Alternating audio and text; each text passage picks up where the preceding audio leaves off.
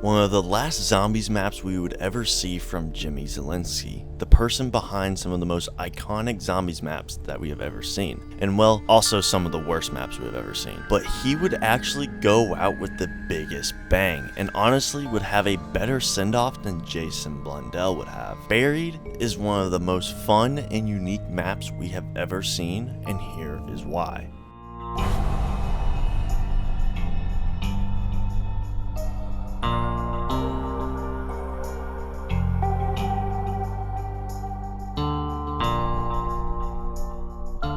Buried is a map set in an underground western town, and off the rip you full send dive into this underground town. And right off, the vibe and look of this map is excellent. I'm a huge fan of the Wild Wild West cowboy style, and this map does it perfectly. This map has some unique weapons and Easter eggs that call back to the style, where in the mystery box you can get the Remington new model, and this is the only map we see this gun in. But overall, the theming and character of this map is nearly perfect. Now let's talk about one of the mechanics of the map, which is called Leroy. Leroy is a companion where he basically goes around and helps you out by opening parts of the map, keeping the box in the same location, and saving a zombie, and many more. To make him do these things, you need to get him booze or candy. The booze is used to open up parts of the map like to Jug, the witch's house, and even open up a secret teleportation spot. Now for the candy, it is used for more like commanding and interactive stuff, like keeping a box in the same location, saving a zombie, or even changing up a power-up. Leroy is one of the coolest parts of this map and is what makes this map so unique and really changes up the flow. But there are some times where he can be annoying.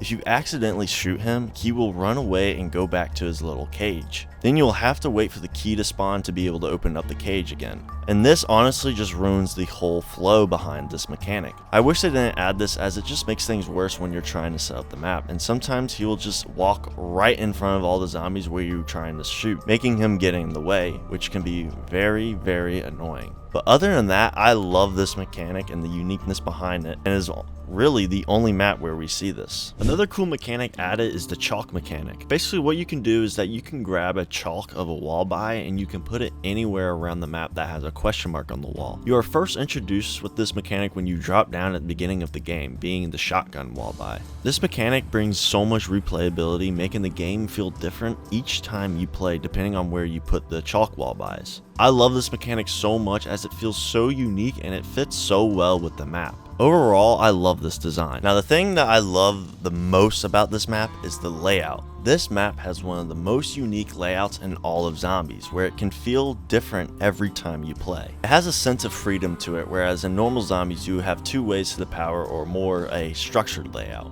where this layout is more open and free and can be different based on the decisions that you make with Leroy.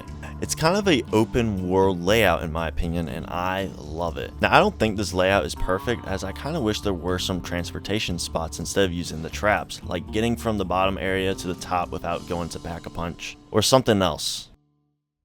Now let's talk about getting Pack-a-Punch. The way to get Pack-a-Punch is very unique, as you don't have to do a bunch of steps. You basically just have to discover it while exploring the map. You need to go through the witch's house, where a bunch of witches will come after you, and if you are not careful, the witches will take your money. If you get through the witch's house without getting hit, you can get rewarded with a free perk, which is pretty cool.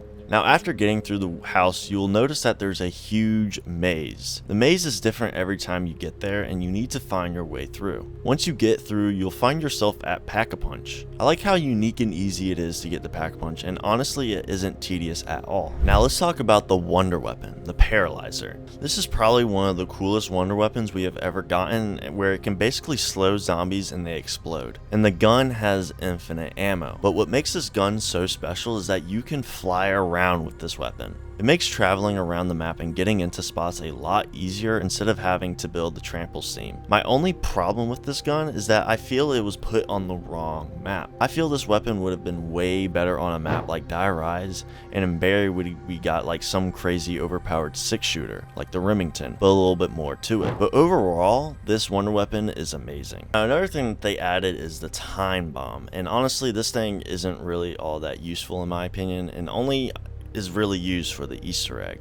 Basically what it does, when you place it down, it basically makes you like go back in time to a certain round when you placed it, and that is basically it. I don't ever find myself using this, and honestly isn't really all that great.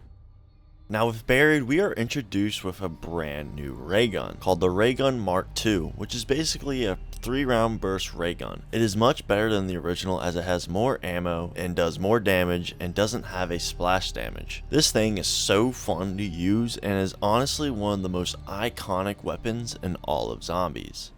Now another thing that was added to Buried was a brand new perk called Vulturade.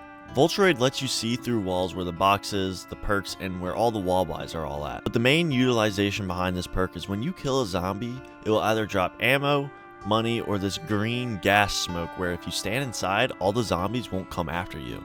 This perk is up there as one of my favorites of all time and is such a classic with Buried, and is the only map where you see this perk. Honestly, this perk is so good, and I really wish we get to see this perk come back in the future. Now let's talk about the difficulty of the map. This map isn't very difficult as there aren't really any boss zombies to come after you. The only boss zombies are the witches, and you only see them if you go inside the house or if your friend goes inside. And they don't do anything other than they take your money. I wish there was at least a boss zombie like Brutus that would spawn in, as it would have made the map a lot better, or even have something like George Romero so it can prevent camping, as this map has a ton of camping spots and they are pretty solid spots. Honestly, that is my only problem with the map, is the difficulty and the lack of boss zombies. Now overall, this map is a ton of fun with friends and is one of the most unique maps we have ever seen. This map is beautiful and filled with character and is one of the best maps with the Victus crew. This would be Jimmy Zielinski's final map, and honestly he would have a better send-off than what Jason Blundell would end up having. I hope in the future we see the return of this map, as it is one of the most unique maps in Zombies.